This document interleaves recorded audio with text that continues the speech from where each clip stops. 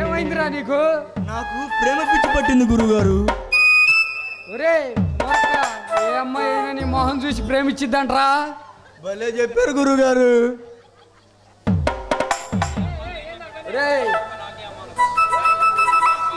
నువ్వు ఏ అమ్మాయిని లైన్లోకి పెట్టబోతే గురువుగా నాకే అవమానం రా. నిన్నే ఒక అమ్మాయి కౌగిలించుకునేలా చేస్తాను రా. గురువుగారు ఎప్పటికి మీరు ముగ్గురు విడాకులిచ్చినారు నిజమేనా? అది కాదురా. వామ్మో వామ్మో మీ పిల్లలు పక్కింటి కుర్రలతో లేచిపోయారంటగా.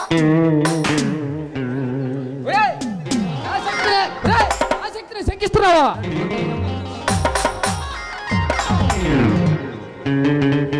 వద్దు గురుగారు వద్దు.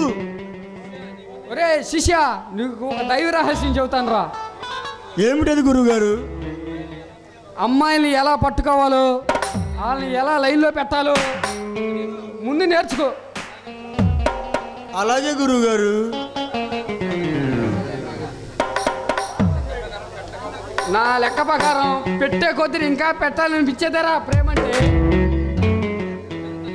ఎంత నగ్న సత్యం చెప్పారు గురుగారు. ఒరే శిష్య, ఏ అమ్మాయి దగ్గరికి వెళ్ళినా కానీ కింద పైన సన్నాలేరా ఉండేది. చీచి ఇవేరా ఉండేవి. చీచీలంటే ఏమిటి గురుగారు?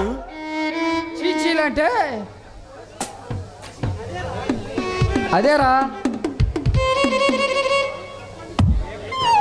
ఏమిటి గురుగారు చెప్పండి. నా ప్రేమ గురించి చెప్పాలంటే నీకు సంవత్సరం పట్టిదిరా. చూడడానికి సన్నాసి గెటప్లో ఉన్నారు. మీ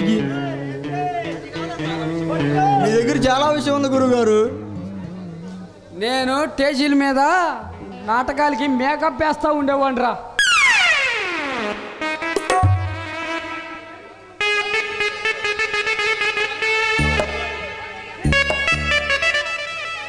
ఏమిటి గురుగారు అది? ఒరే అమ్మాయిలందరూ నా దగ్గరికి వచ్చి చేయించుకునేవాళ్ళు రా. నా కోసం నేను లేకపోయినా కానీ వాళ్ళు వెయిటింగ్ చేసైనా సరే నా దగ్గరికి వచ్చి చేయించుకునేవాళ్ళు రా.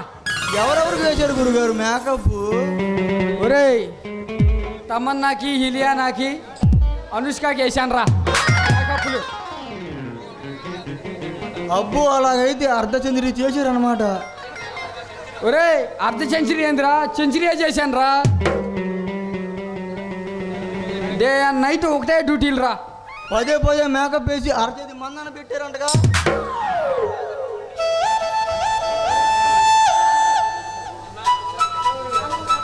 దానికి పెద్ద స్టోరీ ఉందిలేరా. అలాంటి మంచి అవకాశం వదిలి సన్నాసి గెటప్ ఏంటి గురుగారు మీకు?